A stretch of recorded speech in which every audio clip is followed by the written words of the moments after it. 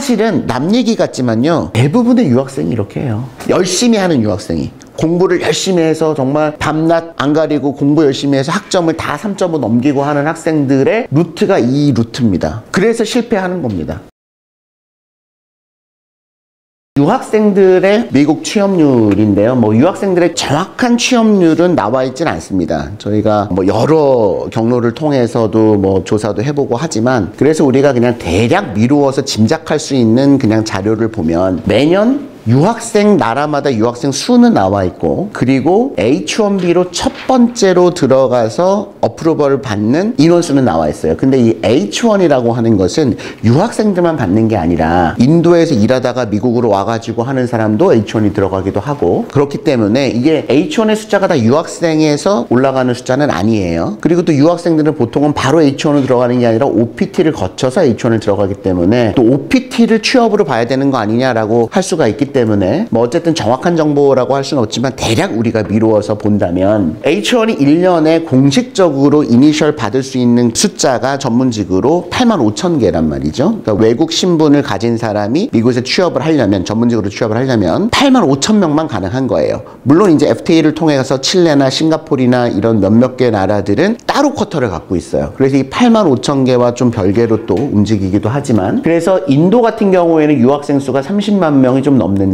그 중에서 H1이 한 68,000개, 굉장히 많죠. 그러니까 85,000개 중에 거의 7만 개 가까이를 인도가 가져가는 거예요. 이유는 우리가 미루어 짐작할 수 있으시겠죠. IT가 워낙에 많으니까. 중국의 1년 유학생 수가 거의 비슷한데 27만 명 이 정도 되는데 16,000명 정도가 H1을 받는 1년에 꽤 많은 숫자예요. 그렇죠? 85,000개 중에 17,000개니까 우리나라는 유학생이 4만 명 정도 그래도 꾸준히 매년 가는데, 그 중에서 H1이 2,000명이 안 되네요. 한 1,900명 정도니까 우리가 유학생인데 취업을 했다라고 하면은 H1 말고는 거의 없습니다. H1 말고는 없다고 보셔도 돼요. M1 같은 경우에는 이제 약간 이제 노동력과 관련된 거니까 전문직으로 볼 수 없고, 5원 있는데 그건 예술비자기 때문에 약간 또 완전 성격이 다르고, 그러니까는 거의 9% H1이라고 생각하시면 될 텐데, 그러니까 유학생은 4만 명 가는데 유학생 포함해서 H1을 처음에 받은 사람은 2,000명밖에 안 되더라는 거죠. 그러니까 5%가 안 되는 거예요. 우리가 넉넉하게 잡아도 5%가 안 되는 거죠.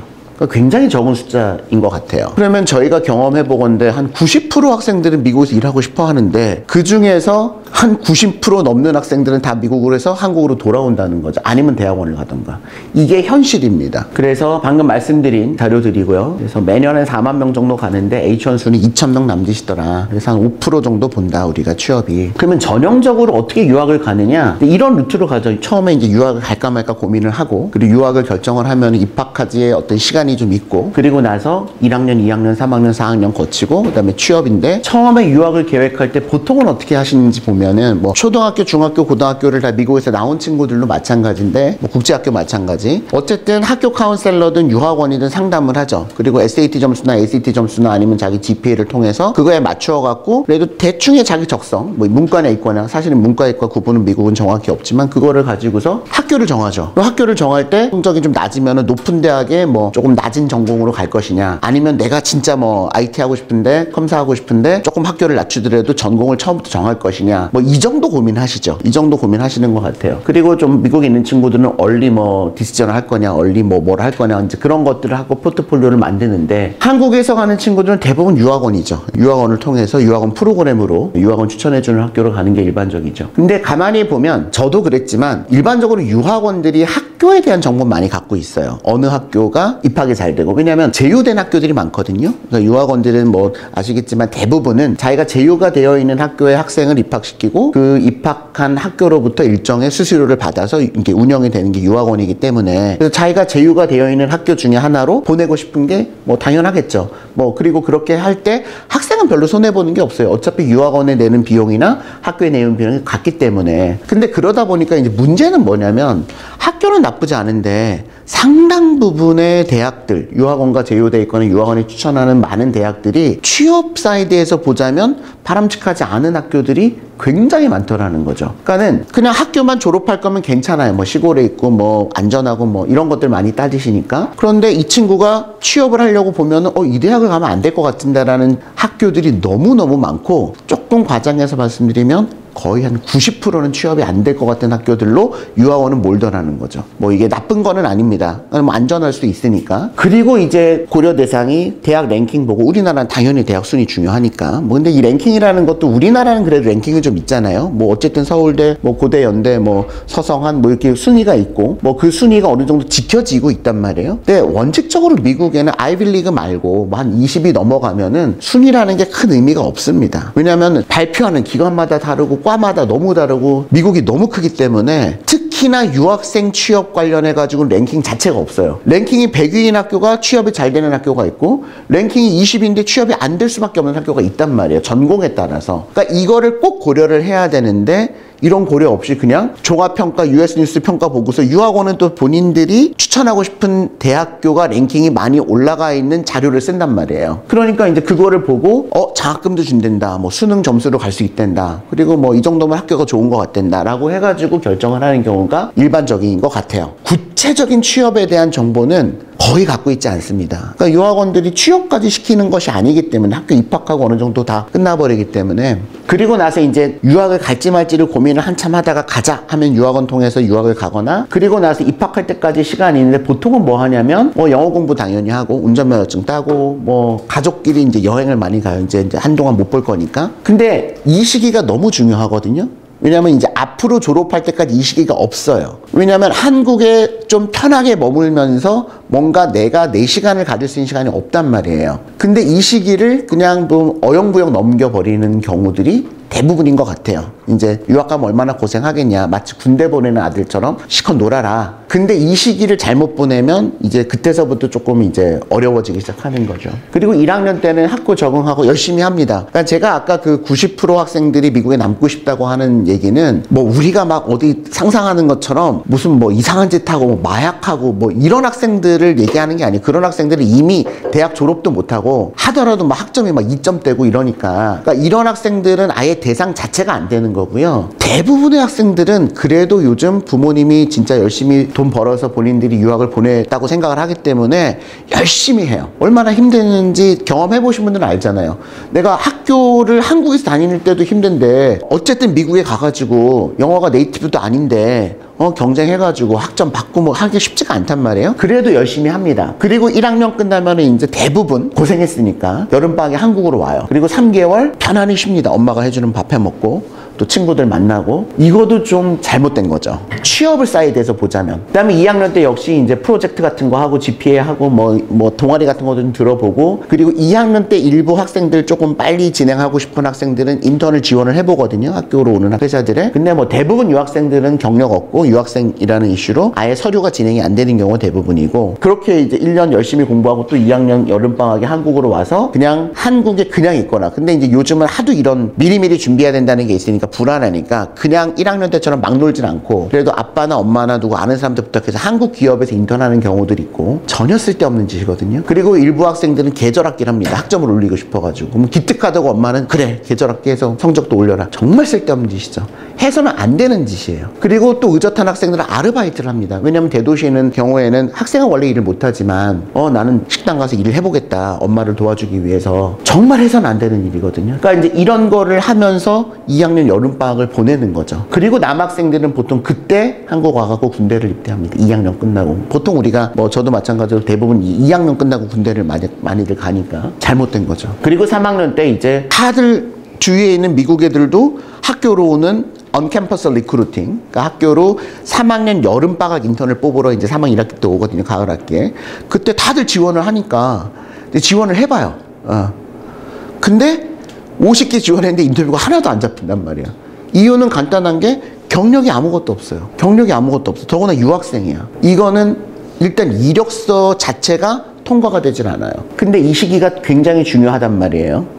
왜냐하면 대부분의 미국의 큰 기업들은 요때 학생들을 뽑아서 인턴을 여름방학 시켜보고, 그리고 나서 풀타임 오퍼를 준단 말이에요. 1년, 그러니까 졸업하기 1년 전에 인턴 3개월 시킨 다음에, 이 학생이 우리 회사랑 잘 맞겠다 하면 아예 너 1년 있다가 졸업하고 나서 우리 회사 오라 라고 미리 정규 취업 오퍼를 준단 말이에요. 그게 미국의 신입사원 채용이거든요. 근데 학생들은 아예 인터뷰조차 못 잡고 3학년 2학기 여름 인턴을 학교로 오는 대기업, 내가 정말 한 번이라도 들어봤던 기업들에는 인턴을 못하고, 근데 이제 주위에서는 야 인턴 못하면 취업이 안 돼 이런 얘기는 이제 들으니까 부랴부랴 이제 3학년 2학기 때서부터 막 원서를 넣어보기 시작하는, 이력서를 넣어보기 시작하는 거죠. 아무데나 넣습니다. 막 아무데나 학교 근처도 넣어보고 막 대도시도 넣어보고. 보통은 안 잡혀요. 경력이 없는 이력서는 관심이 없습니다. 이게 우리 생각에는 내가 무료로라도 가서 일을 해드릴게요 라고 하면은 무료니까 그래 한번 뭐 허드렛을 시켜볼까? 미국의 마인드는 그게 아니에요. 얘가 우리 회사 와서 인턴을 하겠다는 거는 한 3개월 일을 시킨 다음에 우리 회사에서 정규직으로 이 친구랑 잘 맞을까를 한번 테스트해보는 시기가 인턴의 시기거든요. 그러니까 무급으로 하겠다는데도 연락이 안 오는 거예요. 그리고 요즘은 또 CPT를 꼭 써야지만 인턴십을 할 수가 있기 때문에 더더구나 이제 어렵습니다. 그러면 여름방학 때 이제 아무 회사, 한국 회사 같은데 조그만데 그런 데 가서 인턴해요. 그리고 자기 대부분 전공과 상관없는, 예를 들면 나는 IT를 하고 싶었는데 갑자기 무슨 갤러리 같은 데 가서 일을 한다든지, 이 경력이 들어가면 오히려 이게 마이너스거든요. 자칫하면. 그러니까 오직하면 얘가 이런 데 가서 이랬겠냐. 그리고 참고로 맥도날드, 스타벅스 이런 데 가서 일하는 거는 이력서에 절대 쓰면 안 됩니다. 그러니까 이런 정말 경력과 상관없는 일을 3학년 2학기 여름방학 때 해버리는 거죠. 그래도 뭔가 부모는 기특하다. 그래도 혼자서 어떻게 서로 다른 생각을 하고 있는 거죠. 그리고 이제 4학년 때 이제 성적 관리하고 마지막으로 학교로는 OCR 오는 회사들에가 이력서 넣어보지만 이때는 진짜 안 됩니다. 경력이 없기 때문에. 이때 언제 대부분 결정되냐면 3학년 때 대부분 결정이 되거든요. 이때 이력서에 여기도 써놨지만 최소한 경력이 한 2-3개 정도는 있어야 돼요. 2-3개 정도. 사전에. 그러니까 1학년, 2학년 때 경력이 있어야 된다는 거예요. 그러니까 미국 친구들은 휴학이 되잖아요. 그러니까 1학년 끝나고 아빠가 소개해주는 회사로 가가지고 거기서 한 6개월 일하고 오고, 또 아시는 분들 아시겠지만 미국 대학 딱 좋은 데 들어가잖아요. 좋은 학교이면 좋은 학교에서 1학년 때부터 인턴 경쟁이 엄청나게 치열해요. 아이비들은요. 그러니까 미국 친구들도 아는 거예요. 1학년 때부터 인턴하지 않으면 좋은 회사는 못 간다는 거를. 근데 너무 황당하게 우리나라는 휴학도 안 돼. 외국인이니까. 그러니까 이렇게 휴학을 할 수 있는 가능성도 없고 아는 사람도 없고 아빠 친구도 없는데 느긋해. 1학년 여름방학에 한국 오고 2학년 여름방학 때도 그냥 오고 3학년 때부터 이거 시작하려고 하는 게 이게 될 가능성이 없어지는 거죠. 그래서 이력서를 100개 넣었는데 연락이 안 온다는 얘기가 나오는 겁니다. 이때부터. 엄마 이력서 100개 넣었는데 연락이 한 군데도 안 오네? 아마 외국인이어서 그런 것 같아. 외국인이어서 그런 이유도 한 30-40% 있어요. 네, 영주권자가 아닌 경우에. 그러나 60-70%는 경력이 없기 때문이고 이력서가 너무 이상하기 때문이에요. 관심이 없는 이력서이기 때문이죠. 그리고 졸업하고 나면 대부분 미국 기업 인터뷰가 기회가 없기 때문에 소규모 한인 기업들. 왜냐면 오고 싶진 않거든요, 한국에. 그러니까 어디라도 이제 들어가고 싶은 거예요. 근데 이런 기업의 어떤 뭐 수준이나 그럴까? 뭐 한국에 있는 대학생들이 J1 비자로 가서 인턴하는 그 정도 수준의 회사들이거든요. 그러니까 그 정도의 어떤 퀄리티가 있는 회사들이 대부분이기 때문에 그럴 거면 유학을 왜 갔어? 라는 생각을 하게 되는 거죠. 야, 이 회사 갈 거면 그냥 한국에서 대학 나오고 아무 대학에서나 인턴 보내주는 회사들인데 야, 여기 가려고 지금 1년에 뭐 5천만 원에서 1억씩 썼다고? 라는 생각이 이제 들게 되는 거죠. 그래서 어떻게 하냐면 대부분 한국으로 귀국합니다. 마음에 안 들어. 아니면 일부 OPT로 취업은 했지만 취업비자가 안 들어가거나 취업비자 들어가도 이게 추첨이 떨어져가지고 안 되거나 스템 전공, OPT 3년짜리를 했어도 인형 인스턴트가 안 되는 경우들이 꽤 많이 되기 때문에. 그런데 이제 어쩔 수 없으니까 어떻게 해요? 그 다음 대안은 엄마 나 공부를 더 할게. 말을 그럴듯한데요. 한국 오기 싫어. 나 미국에 체류하고 싶어.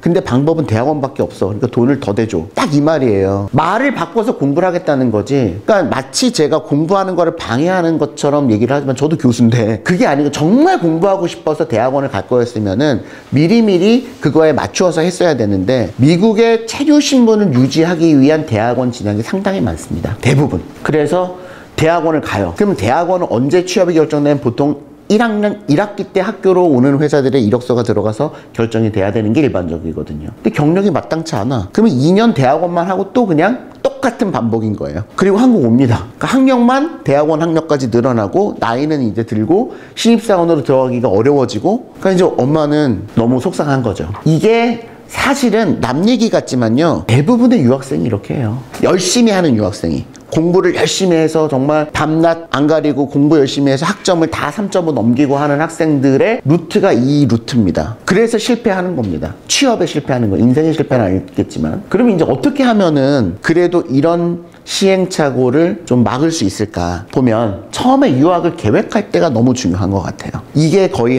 제가 볼 때는 한 60% 절반 이상입니다. 그러니까 유학을 계획할 때 진짜 유학을 가야 될까, 왜 미국으로 가야 될까를 고민을 많이 해보셔야 돼요. 미국 이와만 할까? 아까 서두 잠깐 말을 했지만 일본은 어떨까? 또 뭐 혹시 한국에서 그냥 있다가 가면 어떨까? 대학원을 가는 건 어떨까? 혹은 뭐 한국에서 온라인으로 대학을 좀 다니다가 미국에 가는 건 방법이 여러 가지가 있거든요. 근데 이제 학생들은 수능에서 실패했거나 뭐 재수를 했는데 뭐가 잘 안 되거나 그러면 주위 사람 보기가 엄마도 좀 민망하고, 그리고 웬만한 저 지방대학 가는 것보다는 그래도 미국에 우리가 한번 들어본 대학은 좀 쉽게 들어가니까 그냥 야 어디 그냥 가, 1년에 한 1억이면 된다니까 한 4억 쓸게, 이렇게 해서 그냥 보내버리는 경우가 많은데 절대 그렇게 하시면 안 된다는 거죠. 거기서부터가 이제 잘못된 거라고. 그래서 유학원이나 입시 카운셀러의 상담 내용만으로 유학의 루트나 전공이나 대학을 선택하면 안 된다. 왜냐면은 카운셀러가 외국 유학생의 취업까지는 잘 몰라요. 학교 카운셀러가. 그분들이 어느 학교가 좋다, 뭐 어느 학교가 뭐 그 교수진들이 좋다, 뭐 장학금을 준다, 네 SAT 점수를 여기는 어렵지만 저기는 된다, 뭐 이런 거는 되지만 유학생들의 취업은 모른단 말이에요. 미국 친구들이. 우리나라에서 중국 유학생들의 취업을 아는 사람이 누가 있습니까? 똑같아요. 그리고 대학 랭킹이나 이런 걸로 정할 것이 아니라 졸업 후에 미국 취업 직무, 직업을 미리 결정을 해야 됩니다. 이게 핵심이에요. 고등학생 때서부터. 이게 첫 번째입니다. 그럼 이 취업할 직무나 직업을 먼저 결정을 하고 이 결정을 잘해야 돼요. 그러니까 내가 하고 싶은 거 아무거나 하면 안 됩니다. 그래서 그 다음에 이거를 기초로 유학의 루트를 짜고 예산을 짜고 지역과 전공과 대학을 결정하는 거죠. 그리고 내가 지금 영어 성적이 부족해서 내가 원하는 대학을 못 갈 것 같으면 편입을 처음부터 준비를 해야 합니다. 그러니까 이게 핵심이라고 보시면 돼요. 그러면 대학이나 전공을 어떻게 정할 거냐. 미국 취업 위해서 직업이나 직업을 먼저 선택하라고 하는데 이거 선택을 할 때 물론 학생의 적성을 고려해야죠. 학생의 적성과 미래의 비전과 뭐 컴퓨터에 컴자도 싫어하는 학생한테 취업 잘 된다고 뭐 컴사해라 이렇게 할 수는 없잖아요. 그러니까 그거는 너무나 당연한 얘기고, 취업 잘 된다고 취업 잘 되는 전공이나 직업으로 학생을 몰면 안 됩니다. 그러니까 제가 상담하다 보면요 무슨 얘기를 많이 듣냐면 그냥 교수님이 취업 잘 되는 직업을 하나 정해주세요 그래요. 이게 얼마나 무책임한 얘기예요. 나는 이 학생을 본 적도 없고 이 학생을 뭐 처음 지금 영상으로 보는데 그냥 학생은 문과 성향인데 문과에서 취업 잘 되는 전공으로 하나 학교랑 정해주세요. 이러면 안 되는 거예요. 이게 인생을 왔다 갔다 하는 건데, 그러면 최소한 그래도 한 달은 아닐지라도 일주일, 2주일은 서치를 해봐야죠. 부모도 서치해보고 학생도 서치해보고. 그래서 내가 하고 싶은 관심 있는 분야가 외국인 취업이 가능한 분야인지, 외국인 취업이 안 되는 분야가 너무 많아요. 시민권이 없으면 취업이 안 되는 분야가 너무 많단 말이에요. 그러니까 그런 분야는 내가 가자마자 미국 사람과 결혼을 해서 영주권 받고 5년이 지나서 시민권을 따지 않는 이상은 취업이 안 된단 말이에요. 연방정부 이런 데 안 돼요. 나사 이런 데 안 돼요. 경찰 안 돼요. 다 안 된단 말이에요. 그런 것들은. 그러니까 내가 프로파일러를 하고 싶다고 해가지고 미국에 무슨 굉장히 좋은 뭐 마이애미 어떤 학교를 가서 나는 프로파일러가 되겠다. 시민권이 없으면 안 된단 말이에요. 그러니까 그거는 외국인 취업이 불가능한 분야잖아요. 그러면 그런 직업은 선택하면 안 되는 거죠. 취업하고 싶으면, 미국에서 취업하고 싶으면. 공부야 뭐 자기 맘대로 하면 되겠지만. 그리고 취업 비자나 영주권 스폰서가 가능한 분야인가? 왜냐면 우리는 외국인이기 때문에 일을 하려면 취업 비자를 받거나 영주권이 없으면 일을 못 한단 말이에요. 근데 미국의 이 취업 비자라는 건 전문직 취업 비자예요. 프로페셔널 비자거든요. 그래서 미국의 이민국에서 전문직이라고 인정을 하고 있는 직업만 취업 비자가 나와요. 그러니까 내가 생각할 때 이건 전문직인 것 같은데, 그런데 취업 비자가 안 나오는 잡이 많단 말이에요. 이민국에서 4년제 대학을 졸업하지 않아도 된다고 생각하는 직무들은 전문직으로 보지 않습니다. 많아요. 꽤 많아요. 그러니까 나는 취업이 잘 될 것 같아. 시민권자면 잘 돼요. 영주권자면 잘 돼요. 그 분야가. 근데 외국 유학생은 아예 안 된단 말이에요. 아예 안 돼버려요. 비자가 안 나오니까. 그러니까 이런 직업도 많단 말이에요. 이거를 모르고 그냥 유학원에서 이거 취업이 잘 돼요. 외국인들이 영주권 있는 외국인 또는 시민권자인 외국인이 잘 되는 거예요. 그러니까 이런 잡들이 많다. 대표적으로 뭐 가끔 말씀드리지만 간호사는 취업 비자가 안 나온단 말이에요. 바로 영주권으로 들어가야 돼요. 그러면 내가 이걸 알고 간호대학을 가셔야 됩니다. 간호사 전문직이잖아요. 근데 3년제를 졸업한 간호사들도 미국 사람이 많기 때문에 외국인들이 설령 4년제를 졸업했다고 할지라도 3년제만 졸업해도 일반 간호사 할 수 있는데, 그래서 난 이거 취업비자 안 줘라고 한단 말이에요. 이민국에서. 그러면 간호사는 대신 영주권 받기가 조금 더 빨라요. 영주권을 받아야 돼요. 간호사는. 근데 이게 쉽진 않거든요. 무조건 되지 않아요. 더 어렵겠죠. 그러니까 이걸 알고 가야 돼요. 그렇지 않고 당연히 간호사 취업이 잘 되겠지 하고 갔는데 대부분 안 되는 경우가 많습니다. 굉장히 많아요. 그 다음에 해당 분야에 특수 전문 지식이나 관련 공인 자격증이 있어야 외국인인데 업무가, 이게 경쟁력이 있겠죠. 영어가 경쟁력이 될 수는 없잖아요. 우리가 미국의 문화가 경쟁이 될 수는 없잖아요. 뭔가 미국인들과 차별화되는 능력을 갖춘 그런 직업이어야 되는 거죠. 그 다음에 대기업 이외의 중소기업도 경력을 쌓으면 나중에 대기업에서 이걸 인정해 주는 거. 왜냐면 처음부터 우리가 대기업으로 못 갈 수도 있거든요. 그러면 중소기업에서 한 2, 3년 경력 쌓는데 미국은 이직이 굉장히 자유로우니까, 그래서 대기업으로 넘어갈 때 앞에 경력들을 인정을 해주는 분야가 좋습니다. 그리고 너무 유행에 민감한 분야는 그렇게 좋진 않아요. 막 지금 핫하다 그래서 막 글로 갔는데 우리가 취업하는 건 5년 후나 7년 후잖아요. 5, 6년 후잖아요. 그때는 또 이게 막 붐이 꺼져가지고 취업이 안 될 수도 있기 때문에 조금 이렇게 미래를 봐야 된다는 거죠. 그리고 취업이 안 될 경우에 또는 한 2, 3년 일을 하고 나서 한국으로 귀국했을 때 이게 한국에서도 인정이 되는 경력인가, 그런 분야인가, 그것도 고려를 해야 되겠죠. 예를 들면 CPA 같은 경우에도 한국으로 올 거면은 미국 텍스를 하면 안 돼요. 왜냐면 한국과 미국은 텍스가 너무 다르기 때문에. 그러면 미국에서 밸류에이션을 하든지 어디서를 하든지 이거는 한국과 똑같거든요, 법이. 예를 들면은. 그러니까 그쪽 경력을 해야 한국으로 돌아올 때 한국 취업이 용이하단 말이에요. 그러니까 이런 것들을 고려를 해야 된다는 거죠. 그리고 뭐 마지막으로 혹시 미국인들이 너무 인기 있는 직업이어서 경쟁이 너무 치열해서 좀 힘들진 않을까. 뭐 대체로 파이낸스, 뭐 의대, 로스쿨 이런 거 다 미국 친구들도 뭐 연봉이 좋으니까 하고 싶잖아요. 뭐 하지 말라는 게 아니라 미국 친구들 중에 똑똑한 친구들과 같이 경쟁을 꼭 해야 되는 분야이니까 각오하고 하라는 거죠. 상대적으로 취업이 어디가 더 용이하냐면 미국의 똑똑한 백인 친구들이 별로 좀 안 하려고 하는 분야가 상대적으로 외국인들 기회가 있는 거예요. 그렇죠? 그러니까 그런 분야가 어디인지를 좀 참고하면 좋겠다는 거죠. 그래서 전공은 이렇게 해서 직무를 정한 다음에 이 직무를 정하고 나서 그거랑 가장 적합한 전공을 선택하면 됩니다. 다만 그 전공을 선택할 때 우리가 영주권이 없기 때문에 가능하면 OPT가 3년이 나오는 스템 전공이 가능한 전공을 하면 좋아요. 일단 이제 제가 오늘 CPA 관련해서 좀 설명을 같이 이제 예를 들어 드릴 건데, 보통은 CPA 하라 그러면은 경영학과 회계학과 생각하는데 많은 대학들의 회계학 경영학과는 OPT가 3년이 아니라 1년입니다. 그러면 최근에 저희가 보낸 학생들 중에 요번 가을에, 그러니까 지난 가을에 인터뷰를 4명이 다 빅4를 우리가 시켰거든요. 근데 빅4에서 다 물어봤어요. 뭘 물어봤게요? OPT가 3년이냐 1년이냐 대놓고 물어봤습니다. 그래서 1년인 학생들은 다 떨어졌어요. 아예 안 뽑겠다는 거예요. 왜? 뽑아가지고 H1 추첨이 넣었는데 추첨이 지금 7대1이니까 1년도 제대로 고용할 수가 없을 것 같으니까 아예 인턴도 안 시키는 거예요. 지금 인턴 시켜가지고 풀타임 오퍼 줘봤자 4학년 끝나고 1년 하고 얘는 나가야 되니까. 그래서 OPT 3년 한 과의 학생들만 인턴십을 잡았어요. 그러니까 이게 너무 중요해지는 시대가 됐습니다. 그러니까 내가 하고 싶어 하는 직업이나 직무를 정하면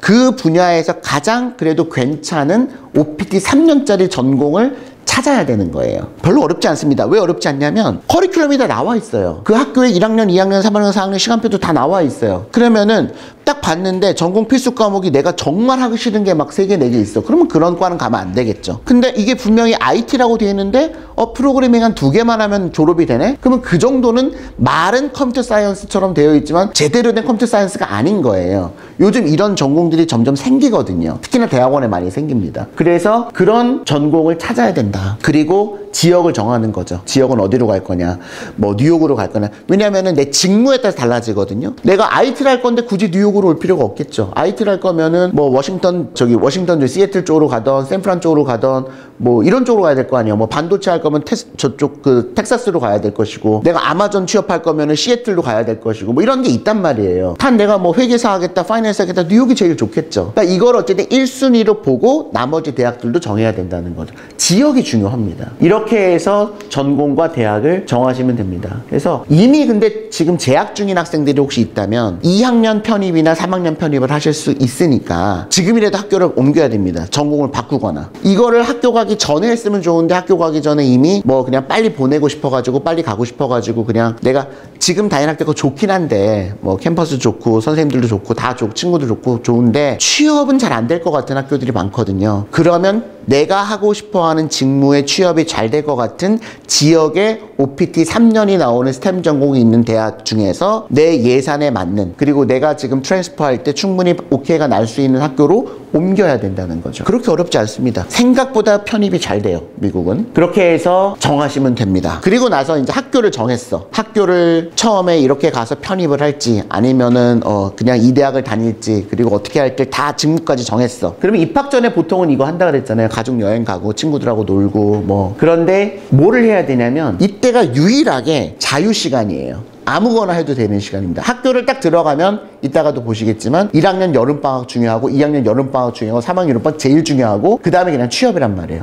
여름방학이 3번밖에 없어요. 이 3번의 여름방학으로 취업이 결정이 된단 말이죠. 유학생들은. 그러니까 지금 한 번의 여름방학보다 더 많은 시간이 지금 남아있단 말이에요. 대체로 10월 11월에 학교 결정됐거나 이제 입학원서 넣어서 2, 3월에 학교 결정되면 8월까지 한 6개월 남거든요. 또 지금 이제 수능 봐가지고 이제 3, 4월서부터 학교 서치하는 친구들은 뭐 내년 1월 입학하거나 아니면 8월 입학 조금 지금 바쁘죠. 그럼 내년 1월 입학하는 친구들 같은 경우는 한 6, 7개월 남는단 말이에요. 이상 남거든요. 그러면 그때 내가 정한 직무와 직업에 관련된 분야를 한국에서 미리 공부를 해야 됩니다. 한국에서 온라인으로 미국 거를 공부할 수도 있고 또 한국에 학원을 다닐 수도 있고 얼마든지 뭐 영어는 당연히 어느 정도 해야 되겠지만 그리고 미리 레주메를 한번 작성해 봐야 돼요. 미국의 신입사원들의 레주메는 무조건 한 장입니다. 사진도 붙이지 않고 국적도 쓰지 않고 딱 한 장에 모든 게 나와 있기 때문에 이거를 써보고 내가 앞으로 2년이나 3년 동안 야 여기를 채워나가야 되는구나 라는 거를 미리 생각을 해봐야 돼요. 그리고 나서 인터뷰도 경험해보고 그리고 제일 좋은 건 뭐냐면 요즘은 이제 코로나 이후로 미국에 있는 회사이지만 한국에서 온라인으로 미국 인턴십을 할 수 있는 기회들이 조금씩 생겼어요. 근데 저희도 지금 4개 회사와 지금 같이 하고 있는데 특히나 요번 같은 경우에는 정말 AI가 지금 완전 대세잖아요. 그래서 AI를 이제 프로그램을 하나 시작을 하게 됐는데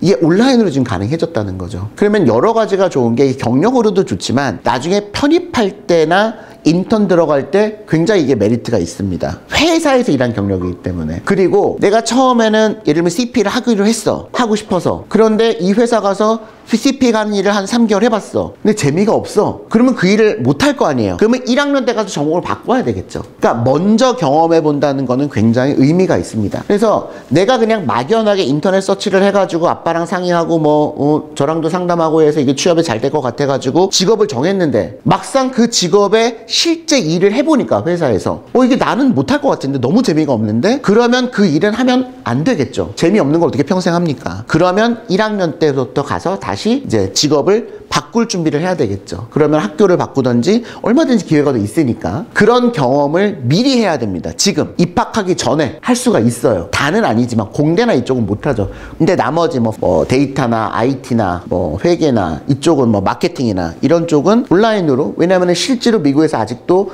회사에서 직원들이 줌으로 일을 하기 때문에 줌으로 얼마든지 일할 수가 있고 이게 다 경력이 되거든요. 경력이 되고 또 인터뷰할 때 다 그거를 기초로 해서 인터뷰를 하기 때문에 그 경력을 쌓아주시면 좋고요. 그리고 혹시 하나 더 가능하다면 자녀가 아직 만 21살이 되기 전에 혹시 부모님이 영주권을 신청할 수가 있는지도 이 전에 검토하면 더 좋죠. 왜냐하면 자녀가 만 21살이 되기 전에 부모 중에 한 명이 영주권을 취득하면 자녀도 자동적으로 영주권자가 되는 거기 때문에 지금 제가 설명을 드린 많은 것들이 다 무시를 할 수가 있는 거죠. OPT 3년짜리를 해야 된다 뭐 이런 것들 H1 추첨을 어쩌고 저쩌고 이런 것들이 다 필요 없어져 버리는 거예요. 영주권을 취득하게 되면. 그래서 만 21살 전에 할 수 있는 거는 아버님이나 어머님이 NIW라고 해서 이제 National Interest Waiver라고 미국의 국익에 도움이 될 만한 어떤 능력을 갖고 계시면 이게 제일 좋죠. 비용도 뭐 거의 많이 들지 않고 길어도 1, 2년이면 이게 진행이 되니까. 근데 이게 자녀가 만 21살 전에 해야 돼요. 넘어가 버리면 부모님은 취득을 해도 자녀는 취득이 안 된단 말이에요. 본인이 이민 갈 생각이 없는데 부모는 아이들을 위해서 하고 싶었던 건데 이게 너무 늦어지면 안 되는 거죠. 그래서 이거 유학 가기 전에 고민을 하셔야 됩니다. 아니면 혹시 부모님 중에 미국 가실 생각도 조금 있으신 분들이 있다면 부모가 학사학위가 있을 테니까 학사학위로 전문직 취업 영주권을 혹시 스폰서해 줄 수 있는 기업이 없는지를 이제 확인해보고, 그렇게 된다면 한국에 있으면서 영주권이 진행이 될 수가 있어요. 그리고 영주권 인터뷰를 한국의 영사관에 가가지고 인터뷰하고 영주권 받아갖고 미국으로 가실 수가 있는 기회도 있습니다. 근데 이것도 마찬가지로 만 21살 전까지 그건 영주권을 받아야 돼요. 그래서 이것들을 제가 상담해보니까 아예 모르시는 분들이 많더라고요. 이거는 야, 영주권 늦게만 했으면 나오는 케이스들. 특히나 지금 바이든 정부 때, 지금 이제 트럼프로 바뀌었지만 바이든 정부 때 뭐 2차 전지, 반도체 이쪽은 막 4개월 만에도 나오고 승인 나오고 이랬거든요. 2, 3개월 만에 승인이 났단 말이에요. 그러니까 진짜 한 20살 때만 왔어도 이거는 되는데 애가 벌써 4학년이 돼버려가지고 이건 너무 아까운데 아버님이 몰랐다는 거예요. NIW가 뭐예요? 이러시는 거죠. 이게 너무 큰 차이가 나버려요. 근데 저도 계속 해보니까 야, 이 친구가 영주권만 있으면 다 되는데 이런 경우들이 굉장히 많아지고 있습니다. 현재 미국에서. 자, 그리고 나서 입학 전은 뭐 마찬가지로 인턴십 하거나 전공에 따라서 공부하거나 아니면 경력을 쌓아라 말씀을 드렸고요. 근데 1학년, 2학년 때는 뭐 해야 되냐? 보통은 이제 이렇게 학교 생활하고 한국 귀국하거나 한다고 했는데, 그러면은 1학년 때는 2학년 편입을 준비를 하거나 아니면 1학년 때부터 언캠퍼스 리크루팅을 준비를 하고요. 여름방학 때 3개월 있잖아요. 이때 원칙적으로 1학년 여름방학에는 외국 학생들은 정식으로 미국에서 인턴할 수가 없어요. 왜냐면 CPT라는 거를 어프로벌 받아서 소셜 세큐리티 넘버를 받은 다음에 그 다음에 이제 일할 수가 있는데, 미국에서 CPT 어프로벌을 언제 보통은 해주냐면 전공 클리어가 2학년 끝나고 되기 때문에 전공 클리어가 되고 이 전공과 맞는 회사에 가서 일을 할 때 CPT를 보통은 인정을 해주기 때문에 1학년 여름방학 때는 보통 정식으로 인턴을 할 수는 없습니다. 다만 한국에 와서 원격으로 하거나 아니면 무급으로 일부 괜찮은 한국계 기업들이나 또 외국인들을 채용하는 회사에서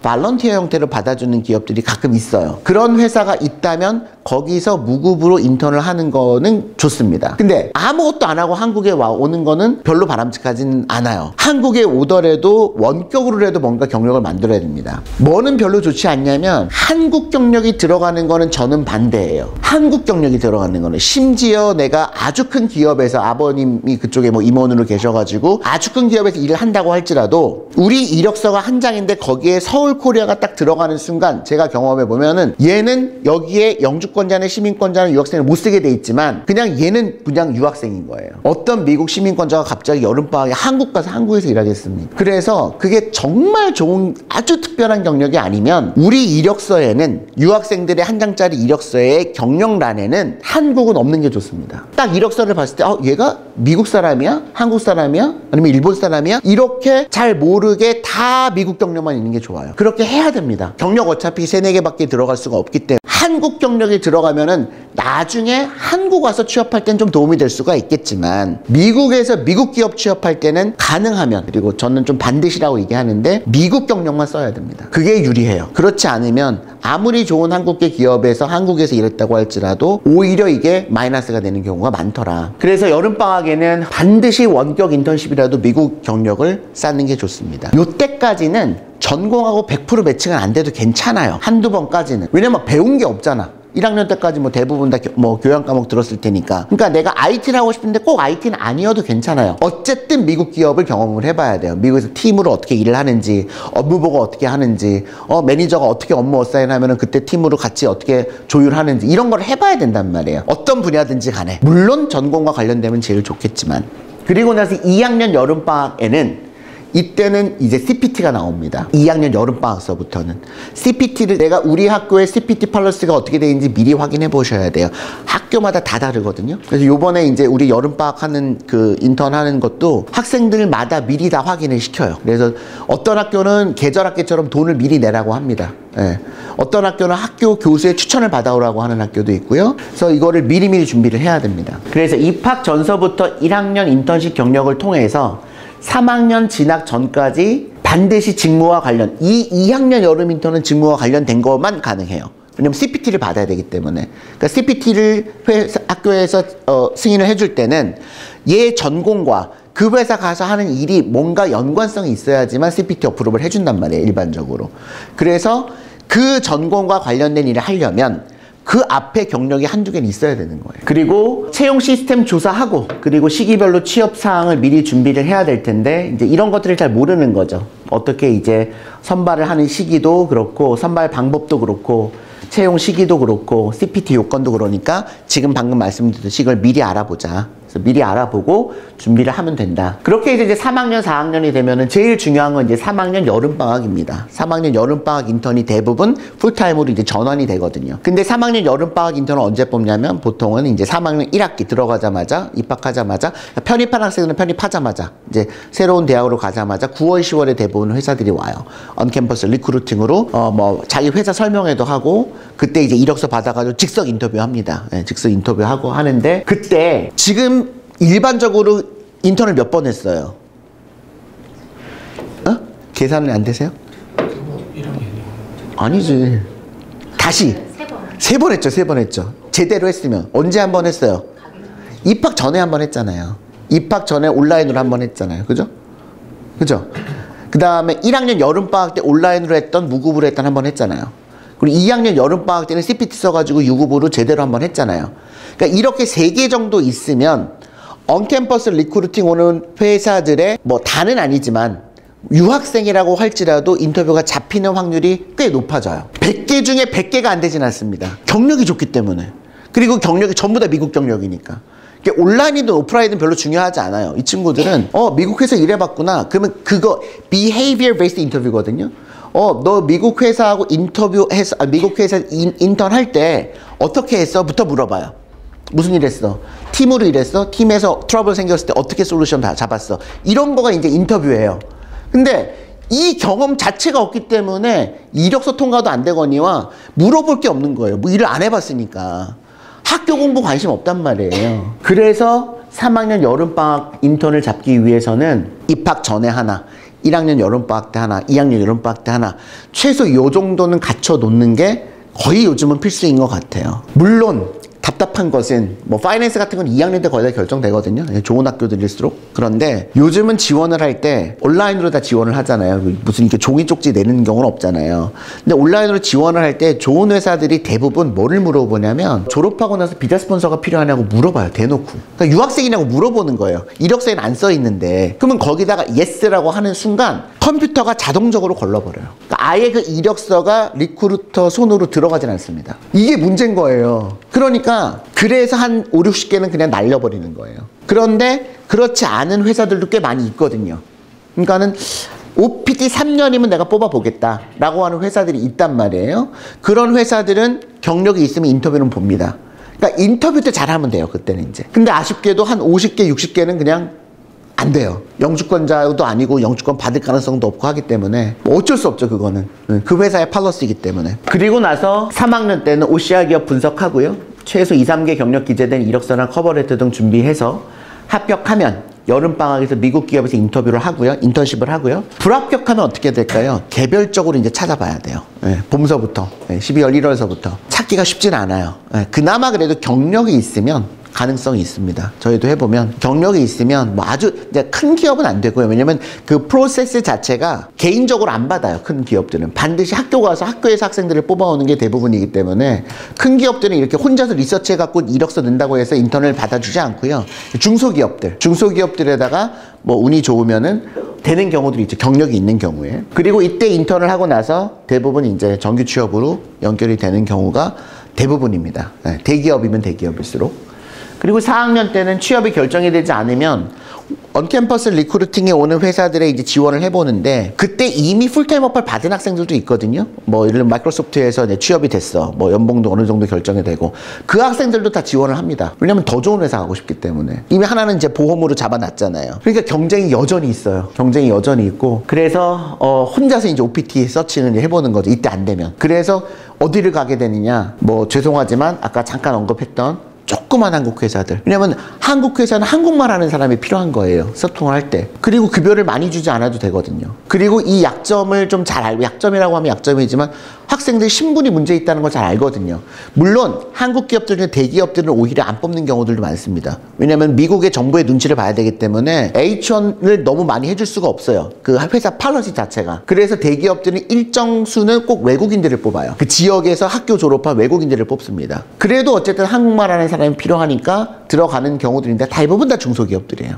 그 중소기업 아까도 말씀드렸듯이 여기 있는 웬만한 대학의 대학생들이 인턴을 가는, J1 비자로 인턴 가는 그 정도 수준의 회사로 4년을 유학하는 학생이 같이 가서 일하고 있는 거죠. 그리고 졸업하고 나서 H1을 이제 3년 안에 OPT 3년 안에 넣어야 되는데 당첨이 되면 좋고요. 당첨이 안 되면 그 다음에 이제 또 넣어보고요. 또 안 되면 3년이니까 마지막 기회에 한 번 더 넣어보는 거죠. 어쨌든 그렇게 3번을 넣어줄 수 있는 회사이라면 그러면 3년의 경력이 지금 만들어지는 거기 때문에 이 경력을 쌓고 대학원 가는 건 괜찮아요. 3년 하고 그리고 대학원 가고 싶지 않으면 이 3년 하고 한국 오는 거는 그래도 오케이. 근데 제일 안 좋은 건 뭡니까? 졸업하고 OPT를 못 써. 왜냐면 취업이 안 됐기 때문에. 취업이 돼야지 OPT 쓸 수가 있거든요. 그래서 그냥 바로 대학원을 가. 그러면 경력을 쌓을 수 있는 기간이 아예 다 없어져 버리는 거예요. 그러니까 절대로 바로 대학원을 가면 안 됩니다. 그리고 뭐 하면 안 되냐면은 4+1 해가지고 1년 더 다니면 석사를 주는 프로그램이 많이 있어요, 미국에. 그럼 학생 입장에서 2년을 학비를 더 내야 되는데 1년만 더 하면 석사 주니까 그런 프로그램 하는 친구들이 있거든요. 절대 하면 안 돼요, 취업하려면. 왜? OPT라는 거는 학부 졸업하고 3년 나오고 석사 졸업하고 3년 나올 수가 있거든요. STEM 전공하면. 근데 바로 대학원을 졸업해보면 학부 때 쓸 수 있었던 3년을 날려버리는 거예요. 그리고 석사로 3년밖에 안 되는 거죠. 맥스. 그러니까 이 OPT 3년이 얼마나 중요한 시기인데 학부 졸업하고 이거를 안 하고 석사를 가버리는 경우들이 가끔 있습니다. 그렇게 하면 안 돼요. 그래서 H1 추첨하고 당첨하면 H1으로 바뀌고요. 3년에 최대 6년까지 일할 수가 있고요. 그리고 H1 하는 도중에 보통 그 회사에서 영주권이 들어가는 게 일반적입니다. 그래서 외국인으로 미국에 취업하기 위해서는 H1B나 영주권을 지원을 받아야 되는데 보통은 H1을 하고 나서 영주권 지원 받는다. 근데 이제 내 전공이나 진로가 내가 하려고 하는 회사에 일하고 매칭이 돼서 H1이 나오는지 안 나오는지 확인을 미리 해봐야 되는 거예요. 안 나올 수도 있단 말이에요. 이게 전문직이 아니거나 예를 들면은 내가 하버드에서 역사학을 공부해냈는데 내가 혼자서 CPA를 공부를 했어. 그래갖고 CPA 시험을 합격을 했어. 그래서 회계법인에서 뽑아줬어. 10만 불. 그렇지만 얘는 전공이 역사학이기 때문에 어떤 변호사가 레터를 써도 취업 비자는 안 나온단 말이에요. 그러니까 이 전공하고 직무가 매칭이 안 되는 거죠. 그거는 아무리 내가 능력이 있고 회사에서도 뽑아주고 일 잘한다고 했어도 비자가 안 나와 버리기 때문에 그쪽 잡으로 갈 수가 없는 거예요. 그래서 최근에 이게 이제 문제인 거죠. H1B가 그래도 올해는 조금 떨어졌어요. 왜 떨어졌냐면 이거를 이제 좀 허수를 많이 줄여놨거든요. 허수를 이제 많이. 그래서 85,000개 뽑는데 작년에 78만 개가 들어갔고요. 85,000개 78만 개면은 거의 7대1, 8대1이잖아요. 예. 근데 올해 42만 개 들어갔습니다. 그러니까 몇 대 1일까요? 한 뭐 대충 85,000명 뽑는데 40만 개 들어갔으니까 8, 4, 32, 8, 5, 한 5대 1 정도 되는 거죠. 예, 한 4대 1, 5대 1 가까이 되는 거죠. 무조건 추첨이에요. 학교를 보지도 않고 회사를 보지도 않고 아무것도 보지 않고 그냥 블라인드 추첨입니다. 추첨이 되면 그 다음에 이제 변호사가 레터를 써서 보내요. 그 다음에. 그러니까 H1B를 요즘은 넣어주는 게 조금 편해졌어요. 저희 회사도 마찬가지. 예전에는 5년 전에는 변호사가 미리 다 레터를 써가지고 봉투를 붙여갖고 보냈거든요. 그러니까 학생이 H1을 쓰려면 변호사비랑 미리 다 냈어야 돼요. 뭐 한 3,000불, 4,000불을. 근데 지금은 뭐 지금 얼마인지 한 200불인가 100불을 먼저 그 회사에서 지급해가지고 추첨하는 데다 등록을 시킵니다. 그러면 추첨이 먼저 돼요. 되고 나서 합격한 친구들만 이제 변호사가 레터를 쓰면 되는 거기 때문에 비용 부담은 많이 줄어들었어요. 그래서 일단은 들어가면은 좋죠. 이런 절차를 거친다. 이게 지금 미국의 유학생들의 비자와 관련된 또 이슈들이기도 하다. 그래서 지금 쿼터 수는 지금 똑같이 85,000개인데 지원자들은 늘어나고 그리고 이 47만 개, 48만 개 중에는 유학생들이 아닌 숫자가 굉장히 많아요. 아까 인도가 거의 6만 개, 7만 개를 가까이 가져갔잖아요. 그 인도에서 그 7만 개를 가져가는 거에 상당 부분은 유학생들이 아니라 이미 10년 동안 구글에서 아웃소싱을 해서 인도에서 일하고 있던 친구들. 그 친구들을 다 단체로 미국으로 부르는 거예요. 그거를 전문적으로 하는 회사가 뭐 타타, 뭐 인포시스 이런 회사들이에요. 그러니까 우리는 잘 모르지만 그런 회사들이 H1의 쿼터를 거의 다 가져가거든요. 그래서 이 친구들이 와서 이제 IT 기업으로 파견을 보낸다거나 그 친구들이 이제 일을 하는 거죠. 유학을 해본 적은 없어요. 그러나 이미 일을 오래 하고 있기 때문에 차이가 뭐냐면 유학생들은 초봉이 뭐 8만 불, 9만 불인데 이 친구들은 H1 처음 들어왔는데 초봉이 20만 불인 거예요. 연봉이 훨씬 높은 거죠. 그러니까 승인 가능성은 더 높은 거죠. 그리고 이제 트럼프가 과거에 주장했던 것 중에 하나가 앞으로 H1을 연봉순으로 주겠다라고 얘기했던 게 전 버전이거든요. 그러니까 미국에 진짜 도움이 될 만한 전문가들만 하겠다. 그거를 연봉이나 이런 걸로 좀 고려해서 하겠다라는 거거든요. 진짜 전문직, 프로페셔널들만. 그렇게 되면 이제 유학생들은 더 이제 뭐랄까 불리해지는 거죠. 아직은 그게 발표가 되진 않았습니다만. 그러다 보니까 이제 영주권 이슈가 자꾸만 생기는 것 같아요. 네, 점점 더 회사도 그렇고. 그러니까 회사도 유학생을 뽑고 싶은데 왜 일 잘하거든요. 인턴 시켜보면은 한국 친구들 거의 항상 평가가 엑셀런트예요. 왜냐면 다 일을 잘해요. 대부분. 그런데 회사도 좋고 학생도 너무나 이 회사 가고 싶은데 이 비자 때문에 안 된단 말이에요. 비자 때문에. 정리해보면 우리가 F1으로 가면은 학생 비자로 가서 재학 중에 CPT를 통해서 2학년 때, 3학년 때 일을 하다가 졸업하고 나면 OPT라는 걸 통해서 1년 플러스 2년에서 최대 3년까지 일을 하고 요 기간 동안에 H1을 받아서 3년 플러스 3년 6년을 미국에서 취업비자를 받아서 일할 수가 있고 이 취업비자 6년 동안에 영주권이 들어가서 보통 EB3 프로페셔널들 한 3년 정도 걸려서 영주권이 나온단 말이에요. 요 절차가 일반적입니다. 요 절차가. 근데 이게 지금 어려워지고 있기 때문에 아예 처음에 CPT 인턴을 안 받아주는 경우가 많아지고 있더라. 그래서 혹시 영주권을 아까도 유학하기 전에 혹시 부모님의 NIW가 되거나 투자이민이 되거나 하면은 이제 고려를 해보자 그랬잖아요. 그게 F1으로 가는데 영주권이 들어가 있으면 아직 영주권자가 아니라고 할지라도 인터뷰를 할 때 비자 스폰서가 필요해? 라는 질문에 필요 없다고 쓸 수가 있잖아요. 내가 졸업할 때는 영주권이 나올 거니까. 언젠간 나올 거니까. 그러면 일단 이력서는 통과가 됩니다. 그러니까 제가 이거를 한 작년서부터, 이제 2025년, 재작년서부터 알게 됐어요. 야, 이게 똑같은 학생인데 영주권을 일단 집어넣고 진행이 되면은 그 퀘스천에 내가 영주권을 받을 거라고 예정자라고 쓸 수가 있기 때문에 지금 영주권이 아니더라도 학생들이 인터뷰를 기회를 잡는구나. 이거를 여러 명 경험을 했거든요. 똑같은 학생을 똑같은 회사에 넣는데. 그러니까 이게 시스템의 문제인 거예요. 시스템의 문제. 아예 이게 걸러져 버리는 거죠. 근데 우리가 거짓말 할 수는 없잖아요. 영주권을 받지도 않을 건데 진행도 안 하고 있는데 비자 스폰서 필요 없어라고 하면 이건 거짓말이 돼버리니까 이건 나중에 문제가 될 수가 있단 말이죠. 그래서 혹시 재학 중에 영주권이 진행이 되면은 영주권 예정자로 CPT나 이거를 진행할 수가 있고 보통은 이제 졸업하기 전에 또는 졸업하고 나서 OPT 끝나기 전에 영주권이 나오면 그때는 취업비자 이슈 없이 영주권자로 일을 하고 경력 쌓은 다음에 회사도 옮길 수가 있다.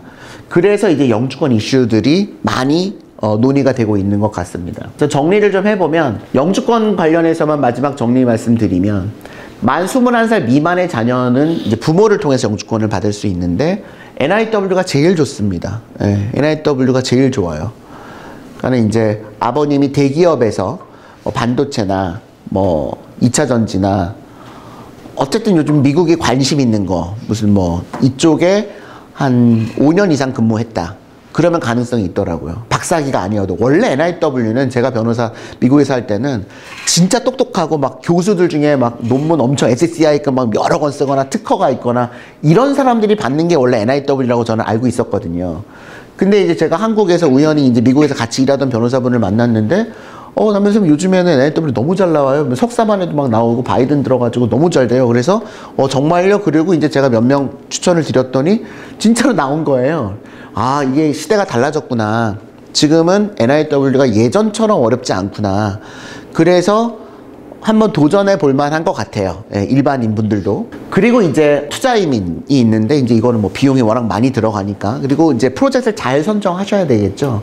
왜냐면 이게 투자이기 때문에 자칫하면 이 금액이 없어질 수도 있단 말이에요. 뭐 모든 이주공사에서는 개런티 한다라는 얘기를 하지만 뭐 저는 잘 믿지는 않기 때문에 그래서 뭐 잘 프로젝트를 보고 뭐 결정하시면은 또 여유 자금이 있으시면은 괜찮죠. 이것도 지금 2년 정도면은 바로 영주권 나오니까. 그리고 이제 EB3로 많이 하시는데 이제 부모가 능력이 있으신 분들인데 내가 언젠가는 미국으로 갈 수도 있다 그러면 엄마나 아빠가 미리 영주권을 받아버리면 되잖아요. 그러면은 이제 엄마가 뭐 한국 회계사야, 뭐 미국 회계사야. 그리고 경영학과 나왔어. 그런데 미국에 내가 아는 회계사가 한 명 있어. 그래서 내가 앞으로 한 3년에 4년 있다가 니네 회사 가서 일을 할 테니까 미리 영주권을 좀 스폰서를 해달라. 그러면 이게 조건이 맞으면 스폰서가 들어가는 경우도 있거든요. 그러면은 단 그때 조심할 건 뭐냐면은 자녀가 만 21살이 되기 전에 영주권이 나와야 돼요. 그러니까 이 EB3 같은 경우는 빨리 준비를 해야 돼요. 그러니까 NIW는 2년, 뭐 1, 2년이고 투자임인데 1, 2년이기 때문에 조금 이제 이제 고등학교에서 대학 갈 때쯤 해도 조금 여유 시간이 있는데 EB3 같은 경우에는 보통 3년 이상이 걸리기 때문에 고등학교 한 2학년, 10학년 이때는 이제 진행을 해야 되는 거죠. 그리고 이제 21살이 넘었다, 자녀가. 그러면 이제 엄마, 아빠와는 상관없이 얘는 독립적인 인격체를 보기 때문에 이제 세 가지인데 하나는 언스킬드라는 게 있어요. 언스킬드는 이제 식당 같은 데서 뭐 우리 미나리 같은 영화 보면 닭공장에서 그러니까는 아무런 능력이 필요 없는 그러니까 허드렛 일을 하는 그런 그 잡이기 때문에 고등학교 졸업한 학생도 할 수 있고 뭐 중학교 졸업한 학생도 할 수가 있는 거죠. 그러나 이제 언스킬드 같은 경우에는 시간이 요즘은 많이 걸립니다. 막 5년, 또 6년 뭐 이제 그거는 매달마다 이제 좀 그 날짜가 달라지기는 하지만 그리고 더 큰 문제는 학생이 지금 NYU에서 파이낸스를 공부하는 학생인데 언스킬드로 해서 식당에 가서 나중에 영주권 받으면 뭐 1년을 일을 해야 된다 라고 하는 게 맞는지 모르겠어요. 이 학생의 경력이 너무 중요한데 그 경력을 다 망가뜨려 버리는 거잖아요. 뭐 식당에서 일하는 게 경력이 될 수는 없으니까. 근데 원칙적으로 영주권을 받으면 가서 일을 해야 되는 게 원칙이거든요. 그래서 그렇지 않은 경우에는 불법성이 있는 경우가 매우 많아요. 그래서 이게 이제 조심을 하셔야 됩니다. 그래서 이게 불법적이지 않은지, 적법한 건지, 또 비용은 적정한지, 또 이게 믿을 수 있는 건지, 한 4, 5년 걸리기 때문에 이런 것들을 보고서 빨리 진행을 해야 되겠죠, 이거는. 뭐 고등학교만 졸업해도 바로 진행할 수가 있으니까. 한 고등학교 10학년 때 진행을 하는 게 더 좋을 수도 있어요. 그러면 얘가 졸업할 때는 이제 나올 테니까 아무리 늦어져도. 그러니까 빨리 하면 빨리 할수록 좋다, 이거는. 빨리 하면 빨리 할수록. 두 번째는 이제 스킬드라는 게 있습니다. 스킬드는 뭐냐면 이게 학사학위는 아니고 비숙련은 아니고 중간 정도 되는 거예요. 그러니까 보통은 조건이 뭐냐면 전문대를 졸업하고 2년을 공부한 거죠. 그리고 한 1, 2년 경력이 있으면 그 다음에는 이제 언스킬드가 아니라 스킬드로 진행이 될 수가 있는데 이게 장점이 뭐냐면 언스킬드랑 프로페셔널이랑 날짜가 똑같아요. 기간이 똑같이 걸린다는 얘기예요. 그러니까 비숙련은 지금 한 5, 6년 뭐 이렇게 보통 우리가 보는데 스킬드 같은 경우에는 뭐 한 3년 뭐 이 정도 잡으니까 3, 4년 뭐 길어도 이 정도 잡으니까는 그리고 이제 업무 자체가 두 번째 좋은 거는 이 학생의 전공과 매칭이 되는 거죠. 그러니까 실제로 거기서 일을 하는 것 자체가 경력이 될 수가 있습니다. 그런데 이게 2학년 그냥 졸업했다고 될 수 있는 게 아니라 경력도 있어야 되고 또 뭐 매칭이 돼야 되기 때문에 조금 까다로워요. 그래서 스킬드라는 게 있으니까 그것도 한번 고려를 해보시면 될 것 같고요. 경력이 좀 필요합니다. 프로페셔널은 뭐냐면 4년을 다 졸업을 했어야 돼요. 학사 학위가 있어야 됩니다. 학사 학위가 있으면 그 다음에 이제 보통은 H1, OPT H1이라고 했잖아요. OPT 받고 그 다음에 영주권이 들어가는데 혹시 마찬가지예요. 내가 지금 3학년인데 한 1년 있으면 졸업이야. 그런데 나랑 정말 친한 친구 회사로 아들을 취업시키고 싶어. 그럴 수도 있잖아요. 뭐 원래는 이제 친척이면 안 돼요. 그러니까 뭐 아는 지인이라고 하죠. 왜냐면 이제 친척이거나 내가 지식을 갖고 있는 회사거나 컨트롤링하는 회사로는 영주권 진행할 수가 없거든요. 왜냐면 이게 평등하지 않잖아요. 그래서 이제 지인인데 마침 그 회사로 나도 좋고 얘도 좋을 것 같아. 그러면 그 회사에서 PWD 광고까지 미리미리 진행을 할 수 있습니다. 그건 학생하고 상관이 없거든요. 그래서 미리미리 진행하고 얘가 졸업하자마자 그 회사로 LC로 들어갈 수가 있어요. 그러면 한 2년 있으면 영주권이 나오죠. 2, 3년 안에. 그러니까 그런 회사가 있으면 졸업 예정자도 영주권으로 넣을 수가 있는 거죠.